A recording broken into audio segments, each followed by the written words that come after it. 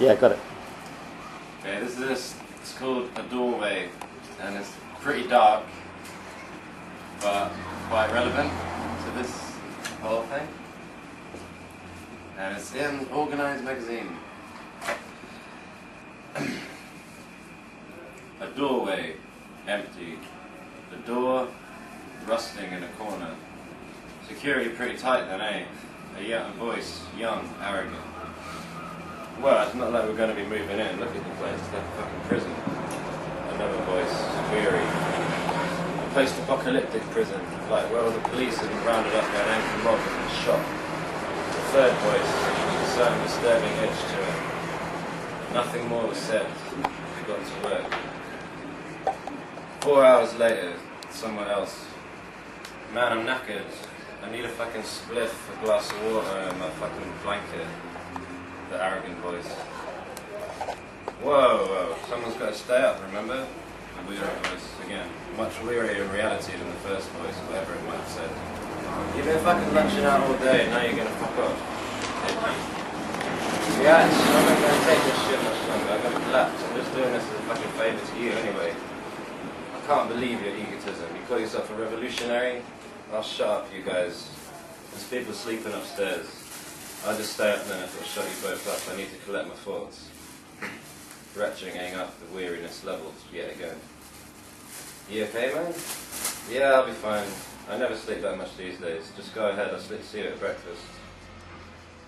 The next night, a punk gig in a squat. Scores of young people taking illegal substances with hair and clothes each deliberately distinctive, blurring into an intense mess of black and dark colour. Alright, geezer. A mad grin from a bouncing, studded giant. Attractive and intimidating girls everywhere. Girls who look like they'd be really interesting to talk to, who look like you could develop a years-long obsession with. Are they making eye contact because they like you or because they want you to stop looking at them? What have you been up to? A legitimate inquiry from an old acquaintance, not seen in months. Images of smashing glass, blurred roads, the smell of blood and the sound of sirens, waves of rage, fear and melancholy, the numbing terror of injustice triumphant. Oh, nothing much, just, chilling, lies, falseness. Who is left who you can be honest with? False friendships feel false, all warmth temporary. Oh yeah, what do you think about this new government, eh? Mumbling something about how they're all the same. Do you even realise what you're asking me? Do you realise what I've done? Yeah, but this will a right bunch of bastards. That's why they're trying to kill him. Too bad the fucking idiot shot a worker instead. What a nightmare. Now we've got the media blaming it on violent anarchists. Can you believe that? As if we'd do something like that. A burning desire to escape. Yeah. A weak voice. But how weak? Noticeably so? I just need a piss. Good to see you. As if we would do something like that. We. The people. The movement. The scene. Our friends. Diversity of tactics. What a joke. A phrase to make you sound enlightened in front of liberals and pacifists when you're trying to smash something and they're trying to stop you. But we don't condone terrorism. We are not terrorists. They are terrorists. Who has not said this? Those others who use the same language as us, of revolution and insurrection, they are terrorists. But they are not our comrades. We condemn them. Our comrades, well, they do cultural work, civil disobedience, non-violent direct action, perfectly legitimate. Of course, if a revolution started, we would join in. Of course, we idolize the warriors of the past. We would love to be like them. But not literally, not here, not now, not in the real world. So who to go to for comradeship when those who do not wish to be condemned are still condemned? Maybe they would not if they knew who they were condemning. But comrades have been excommunicated before on less evidence. The informal processes of judgment by gossip, justice by individual initiative, sometimes so terrifying that you long for the old men in their stupid wigs. At least they took the time to think. Of course, that wasn't an option in this case.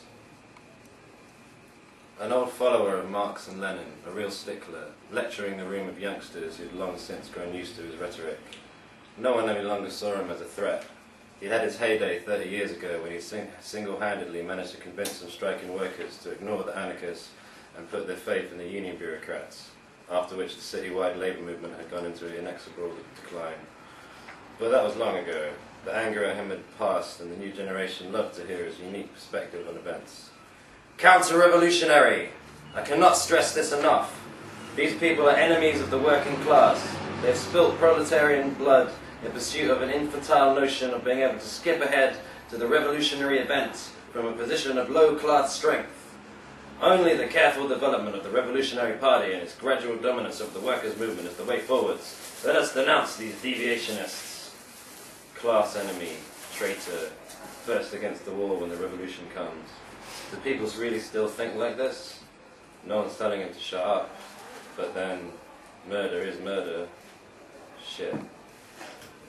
An opinion poll in a tabloid newspaper glimpsed over someone's shoulder in a cafe. 85% of you believe capital punishment should be brought back for treason. Treason. Plot, gunpowder, heads on spikes, bodies hanging from scaffold. A subheading. Police chiefs shot claim this was not the work of Muslim terrorists. Oh shit. 16 subjects released, 4 still held for further questioning. 20 people arrested because of us. Because of the colour of their skin and the scaremongering generalizations made about their religious heritage. And those supposedly fighting the same fight as them against racism and imperialism, using them as scapegoats just the same as the fascists. And it didn't even work. When have we actually reached out the hand of friendship to such people as these? We denounce them as backwards, sexist, as terrorists, just like our enemies do. When someone feels the burden of oppression, of injustice weigh down on them until their mind burns with the pain that only bloodlust can relieve, who can they go to for friendship? Terrorists Anonymous? How anonymous can you ever be? Anonymous enough to admit to murder without fear? I think the three of us need to talk, trembling. Why, are we in danger?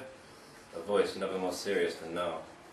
No, just, I have to get this off my chest. Shut up! We aren't discussing anything, least of all here, that's what we fucking agreed. Yeah, fucking hell, man, you're psycho. Psycho? What the fuck do you expect? Comrades, ha! No longer wonder they giggle when the word is used. They think it's a relic of the past, as if modern life is synonymous with individualized atomic alienation, like fucking liberals. An analysis. In the struggle to defeat the bourgeoisie, the spectacle of representative democracy must be ruptured in the face of the masses in order for class consciousness to flourish. The people's natural sense of justice at the death of tyrants will be reawakened when they realize that their supposed democratic representatives are actually upholding the tyranny of capitalist oppression. The death of a representative will spark the inquiring minds of the proletariat into seeking the cause of the hatred that led to the murder. This train of inquiry will lead to the discovery of the exploitative reality and its mass rejection. In this case, the assassination was a failure, with the unexpected death of an innocent worker. This led to a contrary effect to that intended. The revolutionaries were seen as enemies rather than allies of the people. But the theory still holds, though the new conditions mean it will not be feasible to put it into practice again for some time. The death of the worker is unfortunate from a tactical point of view, but in itself must be considered a natural consequence of the class war, which, after all, was started by the enemy. Outmoded religious ideas of absolute morality play no part in revolutionary struggle. So why do I feel like this? This newspaper is almost 100 pages long, almost 30 of them about me, about how they're coming to get me, about how all right-thinking people should want me dead, about how by the very fact of my actions, all those who share my political opinions should be considered suspicious and dangerous, about how the minister is taking it all in his stride, somehow twisting the event into the rhetorical reasons to support his policies. No analysis of these policies, no speculation as to the true intentions behind them, no warning of the irreparable harm they would inflict on the working population both here and in the war zones thousands of miles away. No reminders of the history of pain, exploitation and death that this very man played so recent a role in. No insight into the social reality of today, A reality shaped by the past efforts of men like him to ensure the security of capitalist expansion at the expense of all other considerations. No mention of the thousands who died today of hunger, war, and curable disease. Of course not. It's a newspaper. The face of the dead worker inches away. Not dead? How did he find me? Fuck. Escape. Ah! Don't worry, I'm on your side. A wink. Waves of relief. They faked your death for the papers? Hopeful? Of course! A hearty chuckle. Boy, we really spooked him, eh? Reality melts. Oi, you're talking in your sleep. I need to be up early. Pack it in. A dream. Typical. I remember when I used to dream of utopia. At least I'm sure I must have done once. Or else, what is all of this about? What indeed? A doorway. The door. Rustling in a corner. The gun hidden under the rubble. Escape. Victim of the welfare reform. A sign hung around the neck. A neck specked with blood. A limp finger wrapped around a trigger. A head spilling its contents on the road. A road leading up to a government building. A few dozen journalists. 3 police forces. A symbol. A punk gig in a squat. A funeral theme. R.I.P. Johnny on a banner hanging from the ceiling. What a fucking idiot. Sad, really. Still, he opened a lot of people's eyes to what's been happening. I guess that's what he wanted. A studied giant, but without the grin. A true martyr to the cause. Edgy. I'm just glad the heat's so fussed now for killing that old bloke. Arrogant. What?